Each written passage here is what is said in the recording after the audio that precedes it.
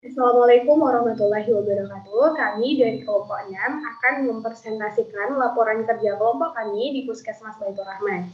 Kelompok kami terdiri dari saya sendiri Adi Monalia Rizky, Intan Musfira, dan Zikra Abdalia Putri. Baik, di sini saya akan menjelaskan tentang bagaimana pelayanan resep di Puskesmas Baitur Rahman. Nah, di Puskesmas Baitur Rahman sendiri mempunyai standar prosedur operasional dalam pelayanan resepnya. Adapun SOP-nya yaitu resep datang, kemudian resep ini diterima oleh PTK atau apoteker. Selanjutnya akan dilakukan pemeriksaan kelengkapan resep.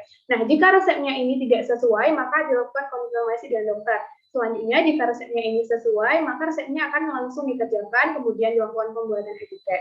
Nah, sebelum diserahkan kepada pasien, maka resep ini akan diperiksa kembali apakah obat yang diberikan kepada pasien itu sudah sesuai dengan resep atau belum. Nah, selanjutnya ketika penyerahan obat dipanggil nama pasien dan alamat obat, kemudian dilakukan pemberian informasi obat. Selanjutnya pasien akan diminta untuk menandatangani form PO. Selanjutnya pasien pulang. Berikut merupakan contoh resep yang dilayani di Puskesmas Baitur Rahman. Resep ini diterima oleh praktikan melalui pasien langsung dengan mendapatkan resep pada keranjang. Kemudian apoteker atau PTK-nya akan memeriksa kelengkapan resepnya. Nah, jika resepnya ini tidak lengkap, maka akan dilakukan konsultasi dengan dokter yang menuliskan resep. Berdasarkan hasil screening resep, kajian administrasi yang tidak lengkap yaitu berat badan atau tinggi badan, kemudian ada alamat dokter dan SIP dokter, kemudian nomor telepon pasien. Nah, untuk berat badan dan tinggi badan pasien, biasanya yang dilakukan konfirmasi itu adalah untuk pasien anak-anak, sedangkan untuk pasien lansia dan pasien dewasa itu tidak dilakukan berapa berat badan dan tinggi badan pasiennya.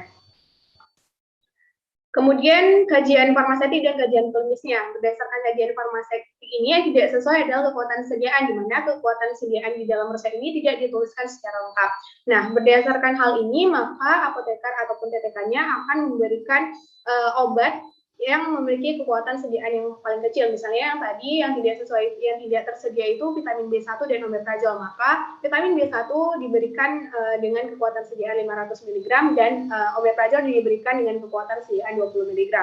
Tadinya berdasarkan kajian klinisnya ini tepat indikasi, tepat dosis, tidak ada duplikasi dan polifarmasi, tidak ada reaksi obat yang tidak diinginkan, tidak ada kontraindikasi, dan tidak ada interaksi. Pengambilan obatnya, maka berdasarkan resep yang diterima, yang diambil itu adalah ibuprofen 200 mg diambil sebanyak 15 tablet, kemudian kalsium laktat 500 mg diambil sebanyak 15 tablet, kemudian vitamin B1 diambil sebanyak 15 tablet, dan omeprazol 20 mg diambil sebanyak 15 kapsul.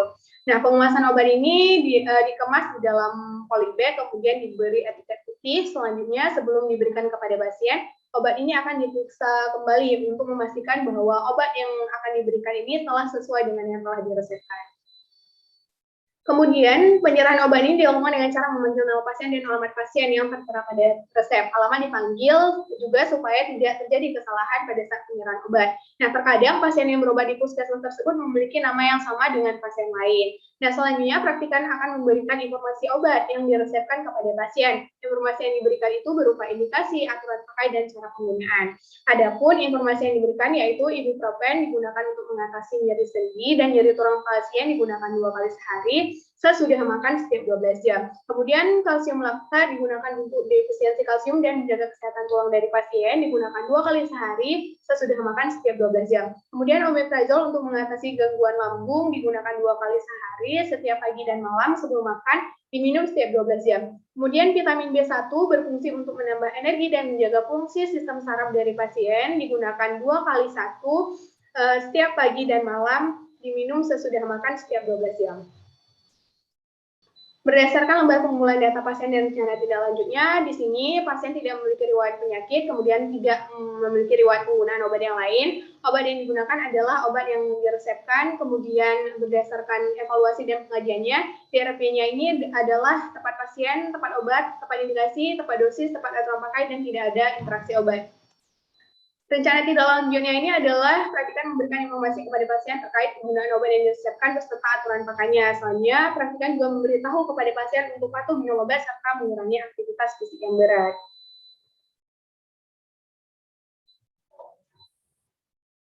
Ada Adapun kesimpulan dari praktikum ini adalah pelayanan resep di Puskesmas Baitur Rahman dilakukan sudah sesuai dengan standar operasional prosedur. Nah, kemudian penggunaan etiket putih ini ditujukan untuk penggunaan obat dalam dan etiket biru ditujukan untuk penggunaan obat luar. Nah, sebelum penyerahan obat ke pasien, terlebih dahulu dilakukan double check untuk memastikan kesesuaian obat yang diberikan dengan resep.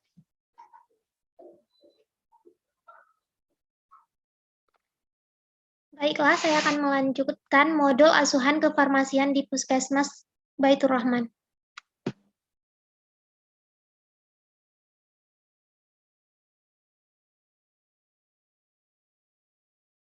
Pembahasannya, yang pertama ada tinjauan Puskesmas. Puskesmas Baitur Rahman berada di Pahlawan, Kecamatan Baitur Rahman. Obat yang sering diresepkan adalah paracetamol, CTM, vitamin B kompleks, asam askorbat, dan ibuprofen. Instalasi Puskesmas Baitur Rahman terbagi dua bagian. Bagian depan terdapat peracikan obat, pelaporan pencatatan, dan penerimaan resep, sedangkan bagian belakang terdapat gudang penyimpanan obat. Tenaga kerja di apotek Puskesmas Baitur Rahman ini terdiri dari 3 orang, 1 apoteker penanggung jawab, dan 2 tenaga teknis kefarmasian. Kegiatan administrasi di apotek Puskesmas Baitur Rahman ini, yang pertama ada proses perencanaan. Proses perencanaan obat dilakukan per tahun secara berjenjang. Pada proses perencanaan obat, pihak puskesmas harus mengisi LP-LPO dan kemudian nanti akan diserahkan kepada Dinkes Kota Banda Aceh. Berikut merupakan skema perencanaan obat di Puskesmas Baitur Rahman. Selama praktikum di Puskesmas Baitur Rahman terdapat kekosongan obat ibuprofen 400 mg, tapi sudah dipesan dan dimasukkan ke dalam LP-LPO. Karena kekosongan ini, ibuprofen 400 mg diganti dengan ibuprofen 200 mg. Jika obat kosong tidak ada pengganti seperti amoxicillin sirup, maka apotek Puskesmas Baitur Rahman akan membeli obat dengan dana JKN. Kemudian ada permintaan meliputi membuat LP-LPO tanda tangan dari Puskesmas, kemudian diusulkan ke Dinkes mengecek kebutuhan permintaan obat, kemudian Dinkes akan konfirmasi jika permintaan lebih banyak dari bulan sebelumnya, kemudian Dinkes akan memanggil TTK di apotek untuk melakukan pengecekan jumlah obat dan kesesuaian LP-LPO. Penerimaan obat datang, petugas memeriksa kesesuaian dengan LP-LPO, jika sesuai lembar pengesahan ditandatangani, jika tidak maka akan mengajukan keberatan. Selanjutnya penyimpanan di Puskesmas Baitur Rahman, penyimpanannya menggunakan metode pola FIFO, yaitu first expired first out. Sedangkan untuk obat psikotropika dan narkotika, Puskesmas Baitur Rahman memiliki lemari yang didesain 2 pintu dan 2 kunci. Kemudian ada penyimpanannya. Penyimpanan Puskesmas Baitur Rahman sudah diatur dengan baik, tapi di dalamnya masih disatukan dengan dokumen-dokumen apotek karena ketidaksediaan tempat. Pendistribusian Puskesmas Baitur Rahman didistribusikan ke 3 pustu, 1 Puskesdes, 2 Polindes, dan 1 klinik. Pengendalian Puskesmas Baitur Rahman dengan cara melihat dan melakukan pengecekan stok obat di gudang secara rutin dengan safety stok yang semestinya. Kemudian pencatatan pelaporan dan pengarsipan, pencatatan ketersediaan obat setiap hari dan obat yang masuk dicatat tiap bulan. Pengarsipan resep dilakukan per hari dan per bulan. Tugas ini dilakukan oleh TTK yang ada di Puskesmas. Kegiatan pelayanan di Puskesmas Baitur Rahman meliputi PIO, pemberian informasi obat. Selama praktikum di Puskesmas Baitur Rahman, praktikan sering melakukan PIO yang diawasi oleh tenaga kefarmasian. Puskesmas Baitur Rahman semenjak pandemi COVID-19 tidak lagi melakukan visit.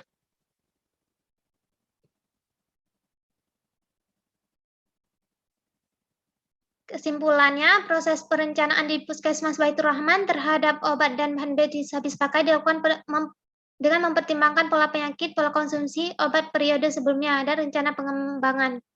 Perencanaan obat dan BMH ini harus berdasarkan acuan pada daftar obat esensial nasional dan Fornas.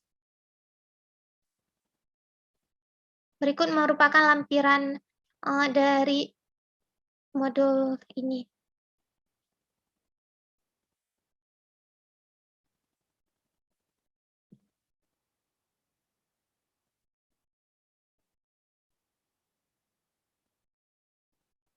Baiklah, selanjutnya akan dilanjutkan oleh teman saya.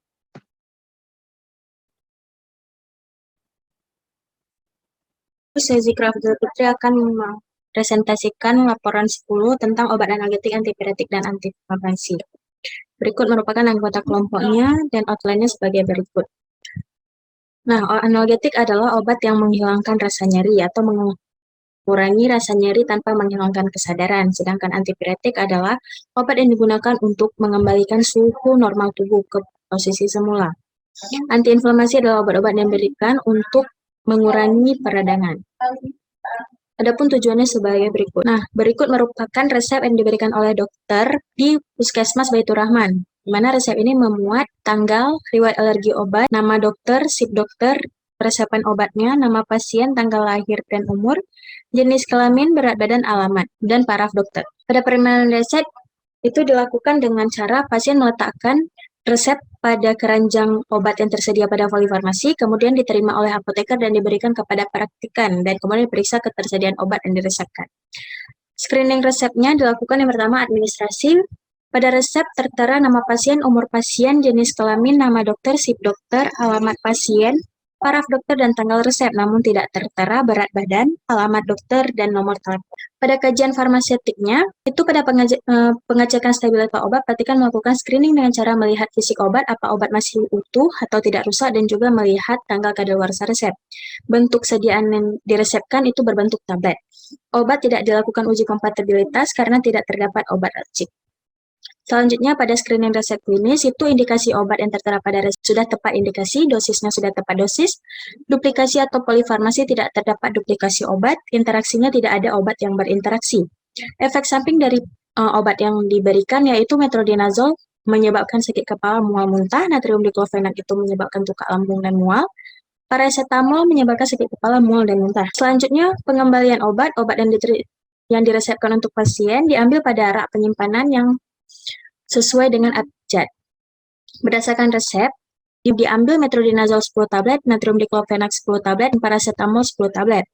Dalam pengembalian obat, praktikan harus benar-benar mengecek obat yang diambil seperti melihat nama obat, bentuk sediaan, kekuatan sediaan, tanggal kadaluarsa, dan fisik obat. Praktikan mengambil obat di rak penyimpanan apotek, tetapi apabila stok obat di apotek habis, maka akan diambil ke gudang penyimpanan obat dengan mengisi kartu stok. Selanjutnya, peracikan dan pengemasan obat. Pada resep yang diterima tidak terdapat obat racik, sehingga obat hanya diambil dari rak penyimpanan dan kemudian diberikan etiket yang sesuai pada pemakaian obat tersebut, yang mana data yang dimuat berupa tanggal resep, nama pasien, bentuk sediaan, dan aturan pakai obat. Tidak ada obat yang secara topikal, sehingga etiket yang diberikan berwarna putih. Penyerahan obat diberikan kepada pasien dengan cara memanggil nama pasien dan alamat pasien yang sesuai dengan tertera pada resep. Setelah pasien menghadap praktikan memberikan informasi mengenai obat-obat yang diresepkan pada pasien. Informasi yang diberikan berupa indikasi, aturan pakai, dan cara penggunaan. PIU yang diberikan yaitu penggunaan metronidazol sebagai obat infeksi bakteri. Diminum 3 kali sehari 1 tablet pada pagi, siang, dan malam hari. Diminum tiap 8 jam dalam sehari. Kemudian natrium diklofenak itu meredakan nyeri dan sebagai anti peradangan. Diminum 2 kali sehari 1 tablet pada pagi dan malam hari sesudah makan dalam setiap 12 jam. Paracetamol itu sebagai obat untuk penurun demam dan nyeri, di mana merupakan obat analgesik dan antipiretik. Itu diberikan 1 tablet bila diperlukan dengan aturan jangan melebihi 4.000 mg per hari. Rencana tindak lanjut. Nama pasien berinisial S, umur 54 tahun, berat badan tidak diketahui, alamat Blangcut, alergi, riwayat penyakit, dan riwayat penggunaan obat tidak diketahui. Obat yang digunakan yaitu metronidazol, natrium diklofenak, dan paracetamol. Metronidazol merupakan obat infeksi bakteri, natrium diklofenak itu obat peradangan, dan paracetamol analgesik dan antipiretik. Pada penyakit infeksi bakteri yang diterita pasien diberikan obat metronidazol, pada nyeri dan peradangan diberikan N-diklofenak, sedangkan demam diberi paracetamol. DRP-nya tepat pasien, tepat obat, tepat indikasi, tepat dosis, tepat aturan pakai, dan tidak adanya interaksi obat. Pada rekomendasi, tidak ada perubahan dalam pemberian obat yang diresepkan. Praktikan tetap memberikan obat sesuai dengan yang diresepkan. Pasien memberikan metronidazole 3 kali sehari sesudah makan, NA-diclofenac diminum 2 kali sehari sesudah makan, pagi dan malam, dan paracetamol 3 kali sehari setiap 8 jam dalam sehari. Monitor tidak dilakukan monitoring karena tidak adanya informasi terkait data pribadi pasien. Pasien datang ke puskesmas mengeluhkan sakit gigi yang sudah dirasakan selama 3 hari. Pasien mengeluhkan gusi berdenyut sehingga pasien kesulitan untuk mengunyah makanan. Pasien mengatakan gigi kirinya sudah berlubang sejak lama dan sering sakit, namun sekitar 3 hari yang lalu pasien mengonsumsi bolu bulung coklat dan keesokan harinya pasien terus mengalami denyutan pada gigi yang berlubang tersebut. Konseling yang dapat diberikan oleh praktikan yaitu pasien diharapkan untuk tidak mengonsumsi makanan yang dapat memicu nyeri bertambah parah, pasien disarankan untuk tidak mengonsumsi makanan manis dan minuman dingin, dan sebisa mungkin makan secara perlahan menggunakan gigi yang tidak berlubang. Pasien disarankan untuk beristirahat secara cukup, rajin menggosok gigi 2 kali sehari dan malam hari sebelum tidur. Cukup. Baiklah, saya akan melanjutkan modul pemberian informasi obat antihipertensi.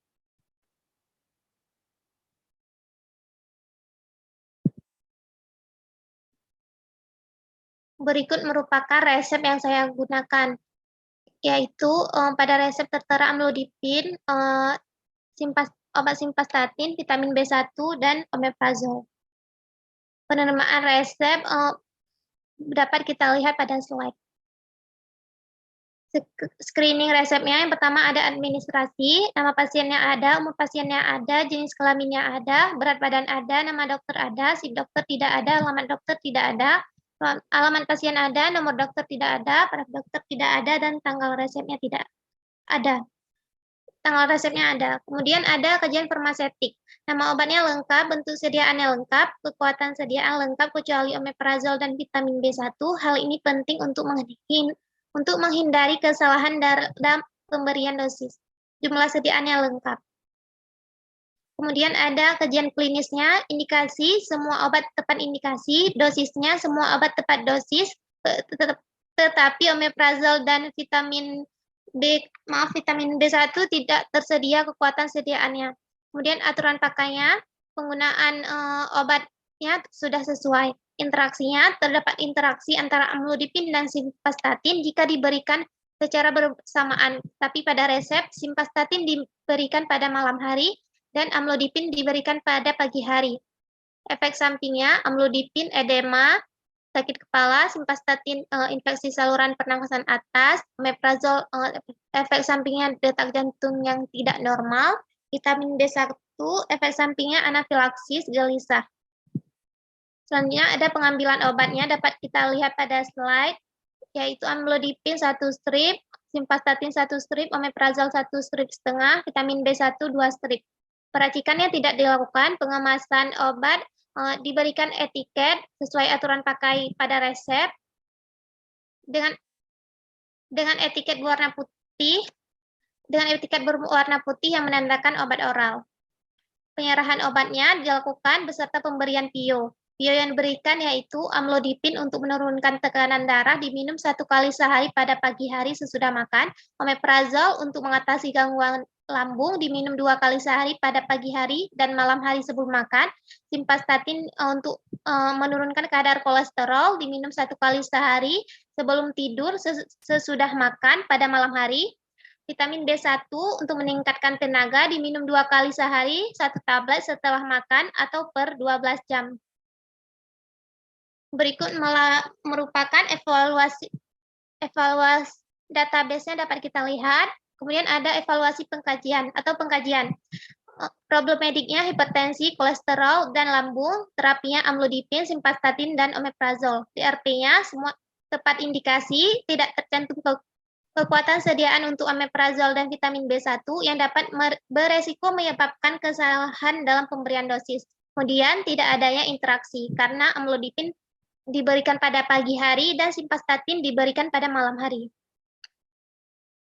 Pelayanan kefarmasiannya, rekomendasinya yaitu praktikan memberikan informasi kepada pasien agar sering mengontrol tekanan darah sebelum atau sesudah mengkonsumsi obat dan disarankan untuk pengecekan ini dilakukan pada saat tidak beraktivitas karena aktivitas dapat mempengaruhi tekanan darah pasien. Praktikan memberikan rekomendasi kepada pasien yaitu amlodipin diminum 5 mg sekali sehari sesudah makan pada pagi hari, simvastatin diminum sekali sehari sesudah makan pada malam hari, dan omeprazol diminum 2 kali sehari sebelum makan. Untuk vitamin B1 2 kali sehari. Monitoringnya, simvastatin diminum saat malam dikarenakan biosintesis atau pemecahan kolesterol saat malam memuncak. Konselingnya, pasien diharapkan untuk tidak mengonsumsi obat makanan yang dapat meningkatkan tekanan darah dan juga kadar kolesterol pasien, dan juga harus disertai dengan olahraga, dan mengatur pola makan pasien tersebut. Pasien juga mengerti cara pemakaian atau cara mengonsumsi obat yang telah diterima di puskesmas tersebut.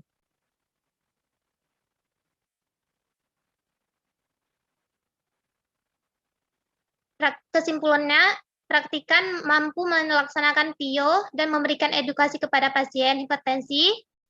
Kemudian pengetahuan beberapa pasien terhadap informasi obat yang diterima telah cukup baik.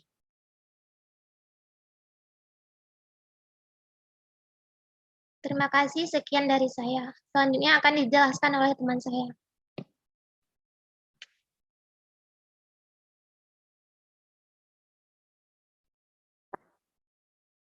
Baik, selanjutnya saya akan menjelaskan tentang pemberian informasi obat anti-diabetik oral.